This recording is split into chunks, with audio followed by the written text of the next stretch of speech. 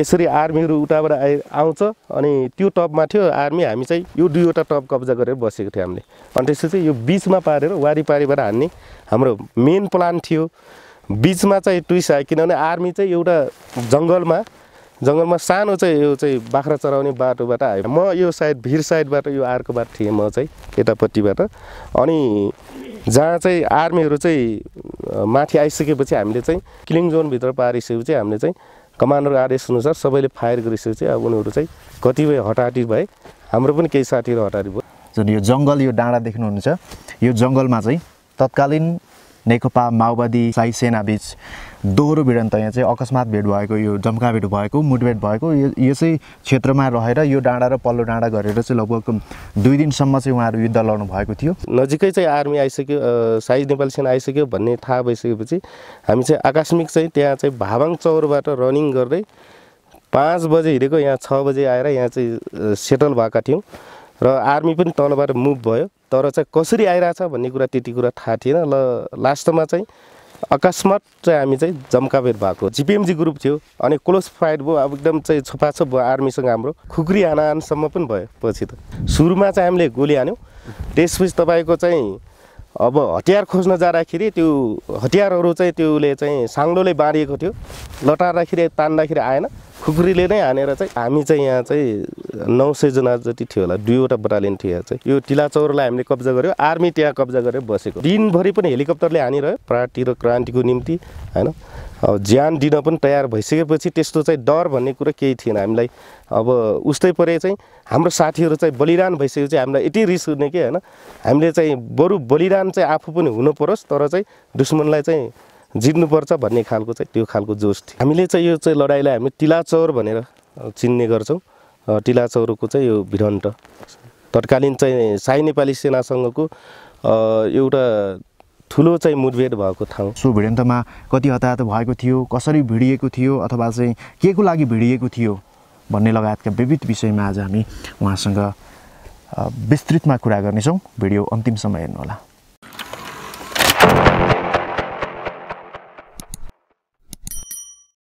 नमस्कार दर्शकवृन्द, यहाँहरूलाई अर्जेन्ट खबरमा स्वागत छ। म उर्गेन तामाङ। हामी विभिन्न ठाउँबाट विभिन्न किसिमका नयाँ भिडियोहरू प्रस्तुत गर्ने क्रममा आज भने हामी तपाईँहरूमा एउटा ऐतिहासिक र एउटा विशेष भिडियोको साथमा उपस्थित भएका छौँ।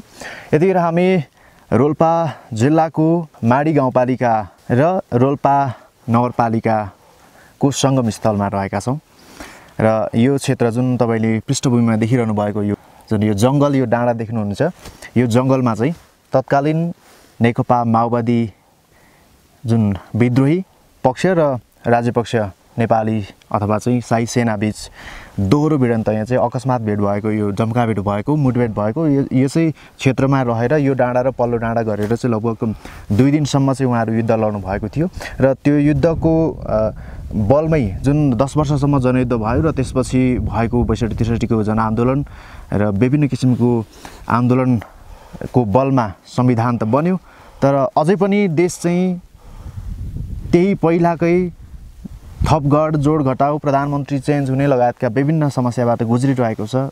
अहिले सङ्क्रमणकालीन अवस्थामा छ। साँच्चै भन्दाखेरि चुनावमा जाने कि के गर्ने भन्ने अवस्थामा हामी चाहिँ त्योभन्दा अगाडि त्यसको अवशेषहरू अथवा चाहिँ जुन जनयुद्ध भएको स्थलबाट हामी त्यो फेरि पनि जनयुद्ध जस्तो एउटा चाहिँ दुःखद परिस्थिति फेरि पनि आम नेपालीहरूले चाहिँ भोग्न नपरोस् भन्ने एउटा सन्देश दिनको लागि पनि र सम्पूर्ण नेताहरूलाई आग्रह गर्नको लागि पनि हामी एउटा घटनास्थलबाट तत्कालीन अवस्थामा यो भिडन्तलाई एउटा नामाकरण पनि गर्नुभएको छ, तिला भिडन्त भनेर। यो तिला भिडन्तमै सहभागी हुनुभएका पूर्व जनमुक्ति सेना यतिखेर हामीसँग कुराकानी गर्नका लागि हुनुहुन्छ। सो भिडन्तमा कति हताहत भएको थियो, कसरी भिडिएको थियो अथवा चाहिँ के को लागि भिडिएको थियो भन्ने लगायतका विविध विषयमा आज हामी उहाँसँग विस्तृतमा कुरा गर्नेछौँ। भिडियो अन्तिमसम्म हेर्नुहोला। तेजेन्द्र बुढा मगर, माडी 5 रोल्पा भाबाङ। म चाहिँ अहिले नेपाल कम्युनिस्ट पार्टी नेकपाको यो भाबाङको चाहिँ अध्यक्ष, पूर्व जनमुक्ति सेना कम्पनीको कमान्डर थिएँ म। अहिले हामी यहाँ जहाँ उभिएर गफ गरिरहेछौँ नि, हजुर, यो ठाउँ चाहिँ तपाईँको जीवनमा एउटा अविस्मरणीय ठाउँ होइन त? यो लडाइँमा म प्रत्यक्ष सहभागी भएको हिसाबले यो ठाउँ चाहिँ मलाई एकदम अविस्मरणीय छ मेरो लागि। यो ठाउँमा भएको लडाइँलाई पार्टीले कुनै नामाकरण गरेको अथवा तपाईँहरूले नै फलानु लडाइँ भनेर चिन्ने गर्नुभएको त्यस्तो केही छ? हामीले चाहिँ यो चाहिँ लडाइँलाई हामी टिलाचौर भनेर चिन्ने गर्छौँ। टिलाचौरको चाहिँ यो भिडन्त तत्कालीन चाहिँ शाही नेपाली सेनासँगको एउटा ठुलो चाहिँ मुठभेड भएको ठाउँ रूपमा हामी चिन्छौँ। तपाईँ आफै सहभागी हुनुहुन्थ्यो? आफै सहभागी थिएँ म। कहिले भएको थियो यहाँ भिडन्त? यो 2060 साल असोज 7 गते भएको थियो। दिउँसो कि राति भएको? यो दिउँसै भएको थियो। यो चाहिँ करिब चाहिँ यो बिहानै चाहिँ सबेरै चाहिँ 6 बजेतिर भएको थियो। अनि यो चाहिँ जुन भिडन्त भयो नि तपाईँ आफै सहभागी हुनुभएको? हजुर। पार्टीले पूर्व तयारी गरेर अब त्यो भिडन्तको तयारी गरेको अवस्था थियो कि अकस्मात जम्काभेट भएर सेनासँग तपाईँहरूको मुठभेड भएको थियो? यो चाहिँ त्यतिखेर हजुर यो चाहिँ एकदम अकस्मात भएको हो। यो चाहिँ पूर्व तयारी त्यस्तो चाहिँ थिएन। यो चाहिँ अब हामी चाहिँ यो यहाँ चाहिँ हामी चाहिँ यो हान्डिङदेखि यो चाहिँ हान्डिङ छेडा भन्छ, यो मारी 6 को 6 नम्बर वडाको चाहिँ हान्डिङ छेडाबाट हामी चाहिँ त्यहाँ चाहिँ एउटा ग्यादरिङ भइरहेको थियौँ। तर चाहिँ यहाँ अचानक चाहिँ हामी चाहिँ अब यता भाबाङतिर अब चाहिँ केन्द्रित हुने कार्यक्रम भयो। फेरि यता आयौँ र यहाँ चाहिँ फेरि नजिकै चाहिँ आर्मी आइसक्यो, शाही नेपाली सेना आइसक्यो भन्ने थाहा भइसकेपछि हामी चाहिँ आकस्मिक चाहिँ त्यहाँ चाहिँ भाबाङ चौरबाट रनिङ गर्दै 5 बजे हिँडेको यहाँ 6 बजे आएर यहाँ चाहिँ सेटल भएका थियौँ र आर्मी पनि तलबाट मुभ भयो। तर चाहिँ कसरी आइरहेछ भन्ने कुरा त्यति कुरा थाहा थिएन। लास्टमा चाहिँ अकस्मात चाहिँ हामी चाहिँ जम्काभेट भएको त्यो ठाउँमा। कसको नेतृत्वमा लड्नु भएको थियो तपाईँहरू त्यतिखेर? यो चाहिँ हाम्रो चाहिँ कम्पनीको हिसाबले चाहिँ तत्कालीन चाहिँ अब उठखेरको चाहिँ कम्पनी कमान्डर हाम्रो चाहिँ शहीद पनि हुनुभयो यही घटनामा। हाम्रो सपनशिला भन्ने हाम्रो सपनशिला दिदी हुनुहुन्थ्यो, उहाँ कमान्डर हुनुहुन्थ्यो। उहाँको कमानमा थियौँ हामी प्रत्यक्ष त्यहाँ चाहिँ एसल्टमा हामी। र अब यो चाहिँ यो लडाइँको कमान्डर चाहिँ प्रत्यक्ष चाहिँ अब हाम्रो तत्कालीन चाहिँ बटालियन कमान्डर चाहिँ 2nd बटालियन कमान्डर चाहिँ अभिवादन भन्ने हुनुहुन्थ्यो। अब यो यसको चाहिँ अब मेन चाहिँ अब यो अब हाम्रो डेपुटी कमान्डर पासाङ पनि यतै हुनुभएको कारणले उहाँ पनि अब उतै भाबाङतिर बसेर अब चाहिँ अपरसी कमान्ड गर्नुभएको थियो। तपाईँको जिम्मेवारी के थियो नि? त्यतिखेर म चाहिँ एउटा टिमको चाहिँ एउटा एसल्टको चाहिँ कमान्डर थिएँ, म सेक्सन कमान्डर थिएँ त्यो त्यतिखेर तत्कालीन। कति वर्षको हुनुहुन्थ्यो? म उठेर चाहिँ 20 वर्षको थिएँ। जम्मा 20 वर्षको थिएँ? हजुर 20 वर्षको। के उत्साह थियो त्यो लडाइँमा? एकदम जाँगर उत्साह थियो। अब किनभने चाहिँ देशैभरि चाहिँ अब एउटा खालको चाहिँ अब सङ्घर्ष हैन आन्दोलन चाहिँ यो चाहिँ एउटा उचाइमा गइरहेको थियो। हामी प्रत्याक्रमणको चरणमा थियौँ र एकदम उत्साह थियो। अब चाहिँ जहाँ भेट्यो त्यहीँ ठोक्ने चाहिँ हाम्रो चाहिँ अब त्यो ठोक्नुपर्छ अनि शाही नेपाललाई सेनालाई परास्त गर्नुपर्छ भन्ने थियो। हामी त्यो उत्साहका साथ हामी चाहिँ अब त्यतिखेरको चाहिँ तत्कालीन हामी चाहिँ यो लडाइँ चाहिँ भन्दा पनि हामी चाहिँ अर्कै तयारीमा थियौँ। हामी चाहिँ खासमा तपाईँहरूले त्यतिखेर तयारी चाहिँ के गरिराख्नु भएको थियो? हाम्रो तयारी के थियो भने चाहिँ यो चाहिँ भालबाङ लडाइँको तयारी भइरहेको थियो। यो विशेष क्षेत्रको चाहिँ अब इन्चार्जदेखि सबैले एउटा आदेश थियो कि अब चाहिँ हामीले चाहिँ कुनै ठुलै एक्सन गर्ने चाहिँ त्यस्तो चाहिँ सम्प्रेषण भइरहेको रहेछ। हामीलाई सबैलाई थाहा हुने कुरा भएन। तर चाहिँ त्यो हामी चाहिँ यो भालबाङको चाहिँ बेस क्याम्पको चाहिँ आक्रमण गर्नको लागि चाहिँ पूर्व तयारीको चरणमा थियौँ। तर चाहिँ बिचमा चाहिँ यहाँ चाहिँ भिडन्तपछि हामी गयौँ। तपाईँहरूले त्यो तयारी चाहिँ भाबाङ चौरमा गर्दै हुनुहुन्थ्यो? भाबाङ चौर भन्दा पनि यो चाहिँ दाङतिरै भइरहेको थियो। हामी त्यसको लागि ग्यादरिङ हुने चाहिँ तर्खरमा थियौँ र चाहिँ यो चौरदेखि नै हामी चाहिँ केही साथीहरू यताबाट उता जाने कुरा थियो। तपाईँहरू लगभग यो क्षेत्रमा त्यतिखेर कतिको सङ्ख्यामा हुनुहुन्थ्यो? हामी यहाँ चाहिँ 900 जना जति थियो होला। अरू साथीहरू चाहिँ कतिपय उता चाहिँ घोडागाउँ पुगिसक्नु भएको थियो हैन। कतिपय चाहिँ अब बाटोमा आइरहनु भएको थियो उता चाहिँ बागलुङदेखि। र हामी चाहिँ यहाँ चाहिँ 900 जना जति थियो होला। 2वटा बटालियन थियो यहाँ चाहिँ 20 नम्बर बटालियनको केही साथीहरू र हामी चाहिँ त्यतिखेर तत्कालीन 2nd बटालियन अनि 1st बटालियनको केही साथीहरू गरेर 900 जना जति थियो। जनमुक्ति सेना? जनमुक्ति सेना। हतियार तपाईँले के बोक्नु भएको थियो नि यो लडाइँमा? यो लडाइँमा मैले चाहिँ एसएलआर बोकेको थिएँ, सेल्फ लिडिङ राइफल बोकेको थिएँ मैले। कस्तो त्यो राइफलको बारेमा भनिदिनु अब हामीलाई थाहा हुँदैन, बोके छैन हामीले। त्यो चाहिँ राइफल चाहिँ अब त्यो चाहिँ सेल्फ लिडिङ हतियार हो। उसले चाहिँ अब राइफलमा चाहिँ अलि स्वचालित हतियार हो। त्यो चाहिँ अब एसएलआर भने सेल्फ लिडिङ राइफल भन्छ, त्यही हो। त्यो स्वचालित हो? स्वचालित अर्ध स्वचालित हतियार हो।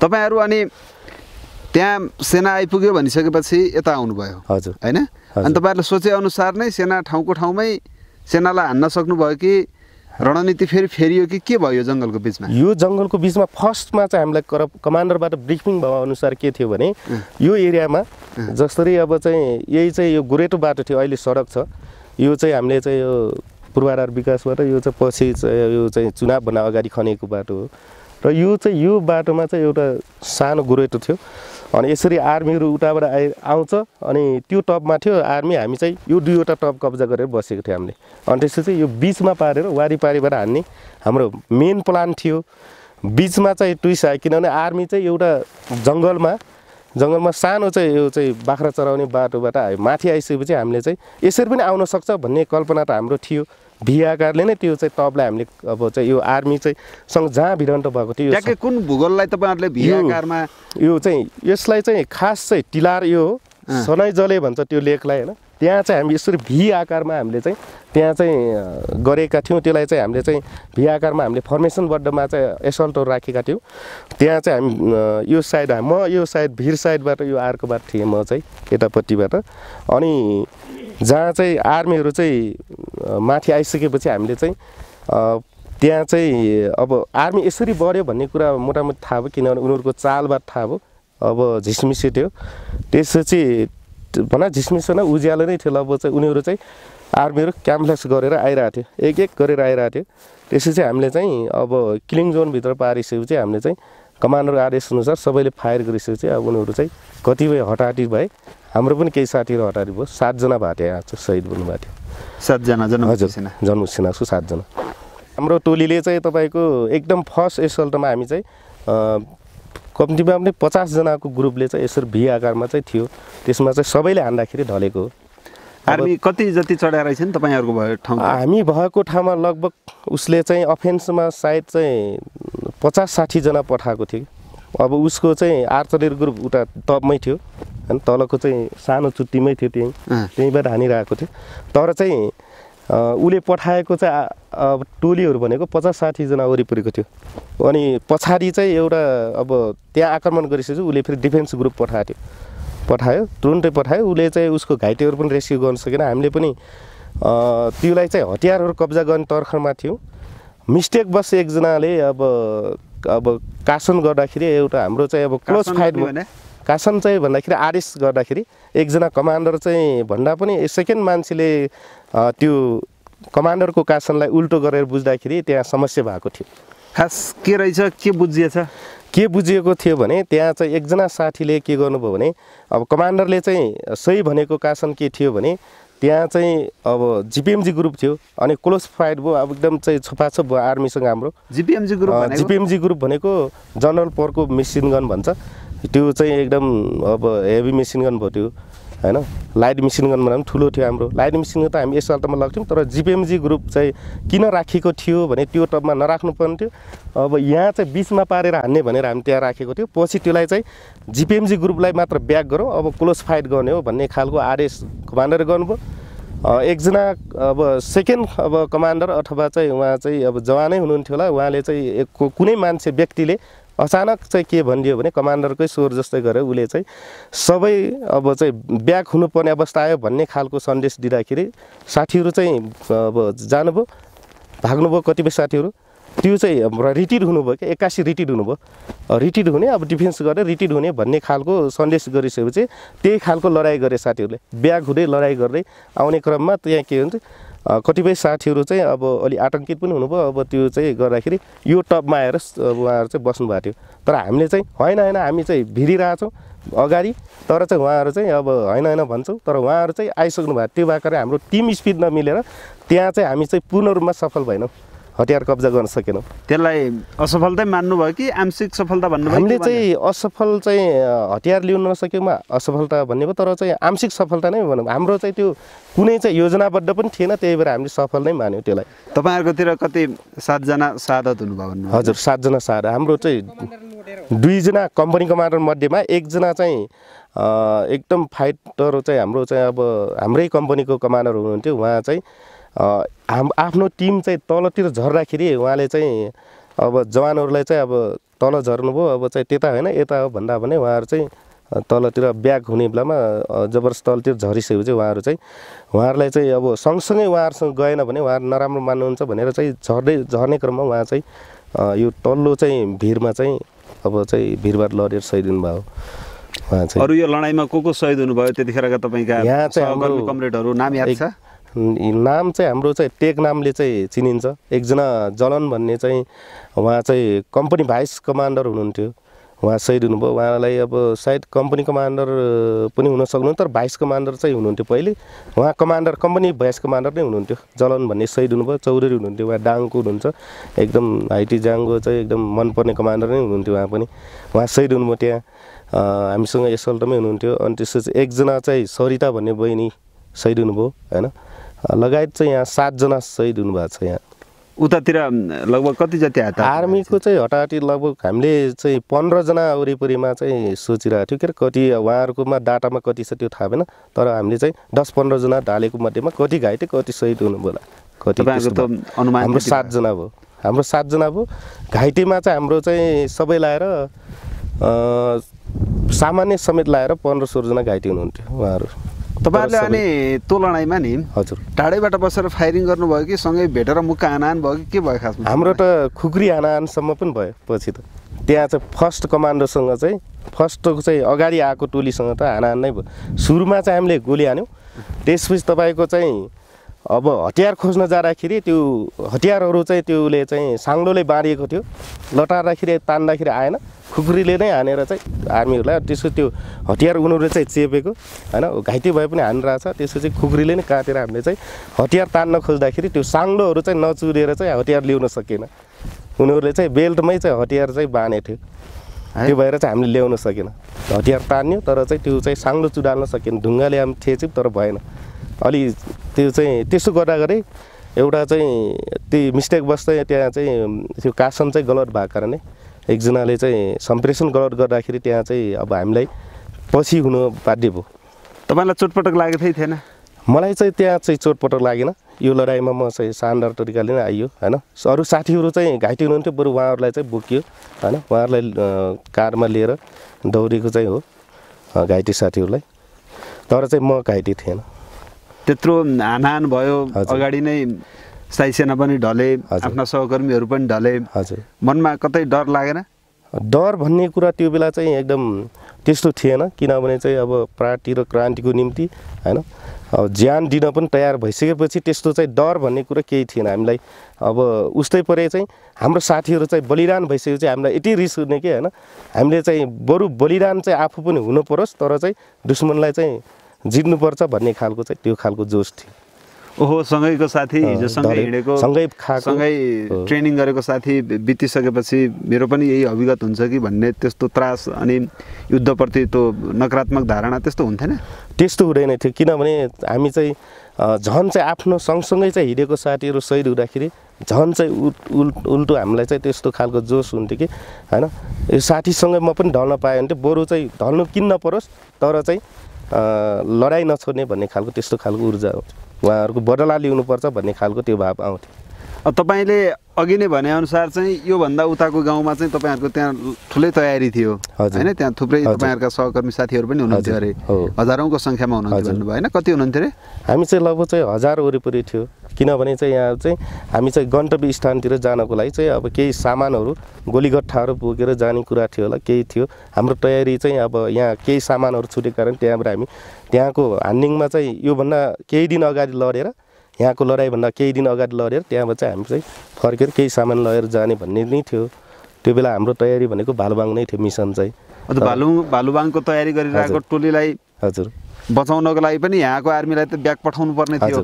ब्याक पठाउन सक्नुभयो कि सक्नु भएन त? ब्याक पठाइयो। हेर्नुहोस् यहाँ चाहिँ तपाईँको हामीले यो ठाउँमा चाहिँ यो ठाउँ हामीले कब्जा गरेर बस्यौँ, यो टिला चौरलाई हामीले कब्जा गऱ्यौँ, आर्मी त्यहाँ कब्जा गरेर बसेको भनेपछि त्यो डाँडा चाहिँ आर्मीले कब्जा गर्यो। त्यो डाँडाबाट उसले हानिरहेछ, हामी यहीँ बसिरहेछौँ र दिनभरि पनि हेलिकप्टरले हानिरह्यो। हामीले चाहिँ यो टप कब्जा गऱ्यौँ, उसले त्यो दिनभरि चल्यो। हजुर दिनभरि चल्यो। अर्को दिनसम्म पनि अब उसले फायर गर्थ्यो, अर्को दिनसम्म। आर्मी चाहिँ त्यहाँबाट यो डाँडामा आउने आँट गरेन? आउनै आँट गरेन। उसले चाहिँ हेलिकप्टरबाटै पानी झारेर चाहिँ त्यहाँ चाहिँ बसेर 2 दिन बसेर ऊ चाहिँ फर्केर गयो। उसको घाइतेहरू पनि तपाईँको हेलिकप्टरमै लग्यो उसले। लासहरू। तर डाँडामा आर्मी छ भन्ने तपाईँहरूलाई थाहा थियो? तपाईँहरू यो डाँडामा हुनुहुन्थ्यो, हजुर। अनि तपाईँहरू यहाँबाट फेरि थप योजना बनाएर त्यहाँ घेराबन्दी गर्न जानु भएन? थप योजना गरेर हामी चाहिँ गएनौँ, किनभने अब हामी चाहिँ केही साथीहरूलाई चाहिँ घाइते साथीहरूलाई सुरक्षित स्थानतिर लाने र हामी चाहिँ यो टपमा पनि हामी चाहिँ लामो समय बस्न किनभने उचित लागेन भने यो टप र यो टप चाहिँ सेम टप हो। त्यो भएर चाहिँ यो चाहिँ अलिक खतरा भएपछि यो चाहिँ यो टपमा चाहिँ केही साथीहरू रहेर उता मन्दिर भएको ठाउँमा थियौँ हामी, त्यो टपमा बस्यौँ र यहाँ चाहिँ केही साथीहरू मात्र बसालेपछि हामीले चाहिँ थप आक्रमण गर्नेतिर किन गएनौँ भनेपछि ऊ पनि चाहिँ हामी बराबरको चाहिँ हाई टपमा बसिसकेपछि हाम्रो चाहिँ फेरि चाहिँ गयो भने अलि धेरै क्षति पनि हुनसक्छ भन्ने थियो। त्यो भएर हामी माथिबाट हान्न सक्ने भयो। माथिबाट चाहिँ उसले जङ्गल एरिया पऱ्यो एउटा कुरा, ऊ पनि टपमै छ हामी पनि टपमै छ, उसले पनि कब्जा गर्न सकेन हामीले पनि उसलाई कब्जा गर्न सक्छ, त्यस्तो बराबरको स्थिति भयो त्यतिखेर। हजुर। खास तपाईँहरूले सोच्न चाहिँ आर्मीको हतियार लुट्ने भन्नुभएको थियो, त्यो चाहिँ अलि सकिएन? त्यो मात्र सकिएन। अब कल्पनै गर्ने हो भने त्यो टपमा आर्मी छ, यो टपमा तपाईँहरू हुनुहुन्छ, हुन त हतियार दुवैसँग छ, लड्ने हो बाँचिन्छ नत्र मर्ने नै हो भनेर दुवै पक्ष लागेकै छ लाग्नलाई। अनि हेलिकप्टरहरू आउने, हेलिकप्टरले फायरिङ गर्ने अवस्था त निकै भयावह नै हुन्थ्यो होला त? भयावह नै हुन्थ्यो, तर चाहिँ के हुन्थ्यो भने हामीलाई फेरि त्यो कुनै चाहिँ नौलो लाग्दैन, किनभने हेलिकप्टरले चाहिँ बम चाहिँ जस्तै यो गरामा फाले पनि अर्को गरामा हामी सुरक्षित भइहाल्छ हैन। हामी चाहिँ त्यो अब त्यो युद्धको नियमअनुसार हामी चाहिँ त्यो ट्याक्टिक्सहरू अपनाउँदाखेरि हामीलाई बमले चाहिँ भेट्दैन र हेलिकप्टरबाट उसले चाहिँ अब गोलाबारी गर्छ, त्यो चाहिँ अब एचएमजीले हान्छ, तर पनि हामी चाहिँ के हो भने अब त्यो हेभी मेसिनरले उसले हान्छ, तर हामी चाहिँ उसमा चाहिँ रुख ठुल्ठुला रुखहरूमा सेफ भएर बस्थ्यो, त्यो चाहिँ हामीलाई क्षति हुँदैन। त्यसकै पुरै हेलिकप्टरबाट रुखमा चाहिँ हामी सेफ हुने क्याम्फ्लेक्स भएर चाहिँ बस्यो भने उसले चाहिँ हरकती गरेन भने चलखेल गरेन भने उसले चाहिँ यहीँ चाहिँ माओवादी सेना छ भने उसले थाहा पाउँदैन, त्यस्तो थियो। हेलिकप्टर आएर घुमिरहेको थियो कि एकलट आएर फेरि फर्केर जाएर फेरि यसले चाहिँ यसरी घुमेर यसरी हान्थ्यो, राउन्डमा हान्ने, बमहरू खसाल्दै यसरी तल खसाल्दै अलि उता जान्थ्यो, किनभने